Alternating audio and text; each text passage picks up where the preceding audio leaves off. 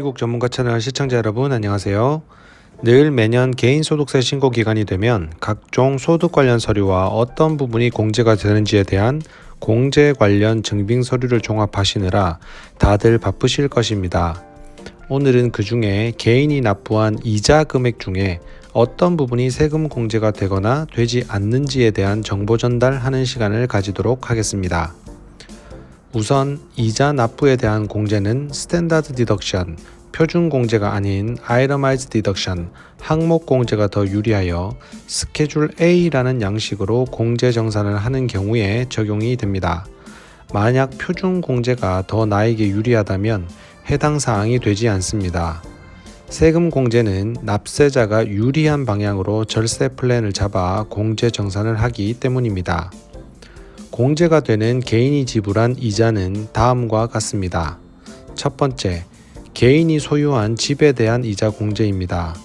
우선 모기지를 언제 받았는지에 따라 구분이 되는데 2017년 12월 16일 이전 즉 15일까지 승인된 모기지의 경우 원금 100만 불까지 부부 별도의 신고의 경우 50만 불까지의 원금에 대한 이자가 공제가 되며 그 이후의 모기지는 융자 원금 75만 불에 대해서 공제가 되고 부부 합산 신고가 아닌 경우에는 35만 5천 불까지 공제가 됩니다. 일반적으로 홈 이쿼리와 같은 2차 모기지 등의 이자는 공제받으실 수 없지만 2차라고 하더라도 채무의 원금이 앞서 말씀드린 공제 범위 안에 들어오거나 메인 홈이 아니더라도 융자 원금 액수의 범위에 따라서 공제받으실 수가 있습니다.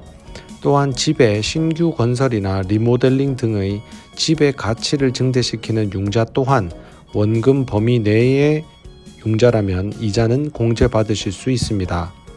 다만 두 번째 집을 가지신 경우 렌트를 하시게 되면 렌트를 한 집에 14일 이상 혹은 렌트를 준 기간의 10% 이상 이 둘 중 긴 기간을 기준으로 그 이상 그 집에 거주를 하셨을 경우에만 공제가 가능합니다.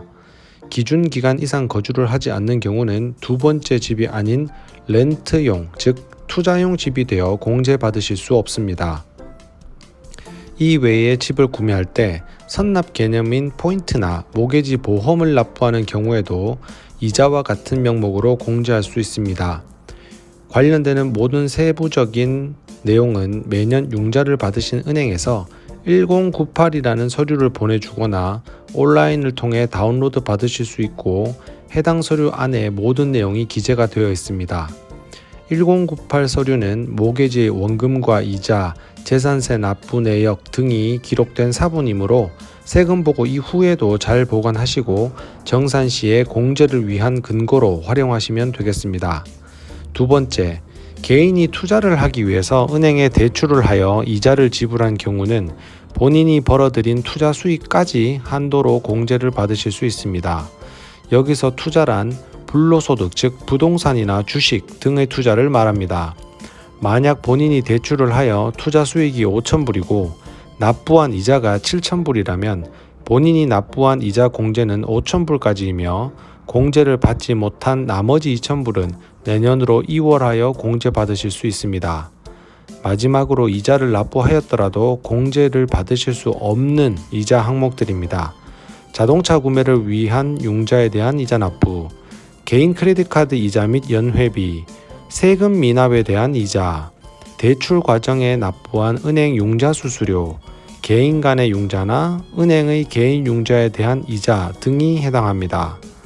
오늘은 개인이 부담한 이자 비용에 대한 소득세 신고 시 공제 가능한 내역을 알아보았습니다.